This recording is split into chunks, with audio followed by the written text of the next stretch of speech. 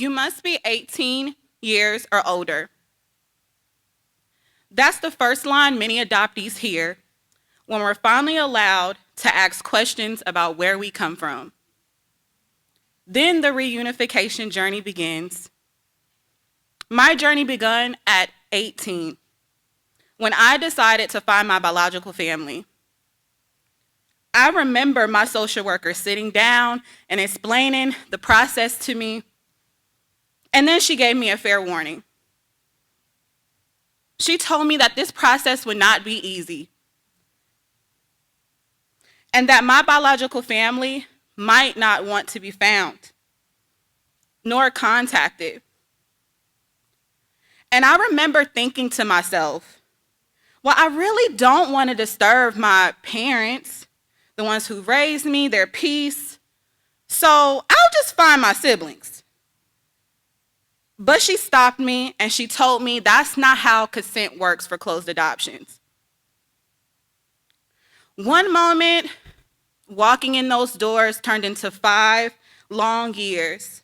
5 years of dead ends, silence, of trying to find my roots and my biological mother for consent.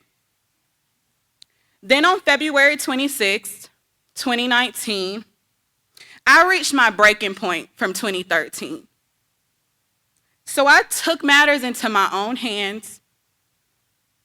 It only made sense at the time. I stayed awake for 48 hours. No sleep, just tears and frustration,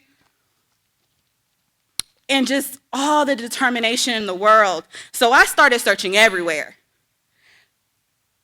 Instagram, Facebook, TikTok, you name it, anything that might lead me to my truth. And using whatever resources I've had that my parents gave me. I got closer, I felt bolder, and then I sent a random message to a random girl on Facebook who I thought was my sister. And you know, you never think that you're gonna send messages like this. Hey, you look like me. This sounds weird, but I was adopted, and I'm wondering if you are too. Then, not even 5 minutes later, I get a response. And that one moment changed my whole life. My sisters and my brothers reunited 1 month earlier from that message, and we were all reunited by that same night. And then I learned the real truth. My biological mother was homeless, living in a tent, moving from uptown, downtown Charlotte for over 20 years. Consumed by the grief of losing her children to a system. 7 children scattered across the city.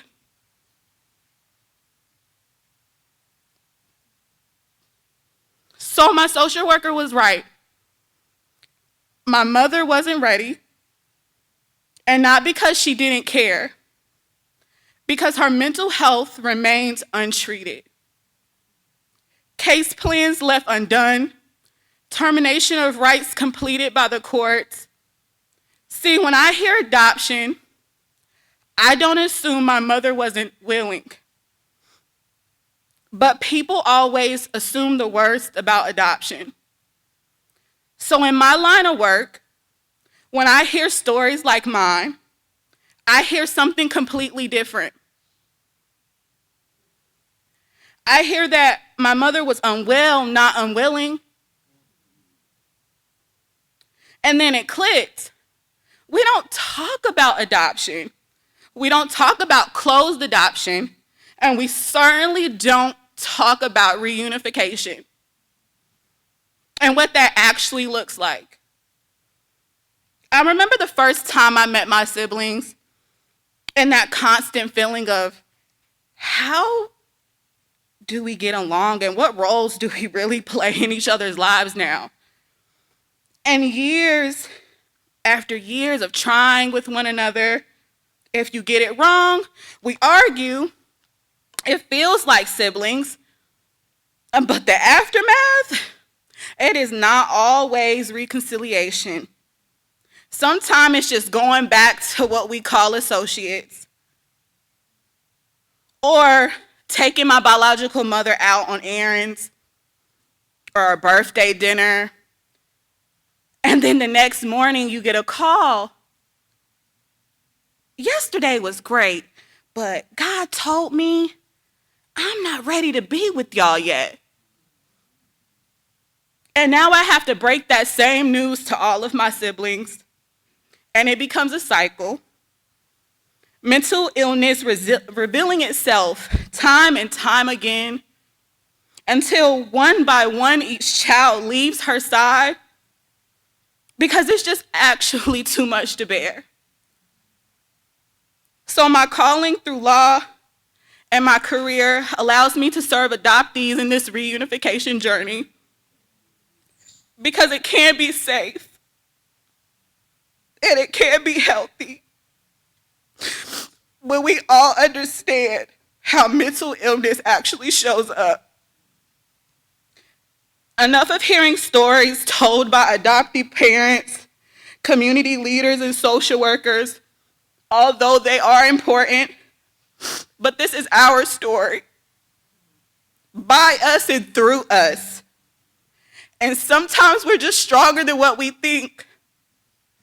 It can be draining, it can be heartbreaking, but it is a process. And this is my process, and it's still healing. My name is Meeka Clark, the reunified adoptee, and this is my brave.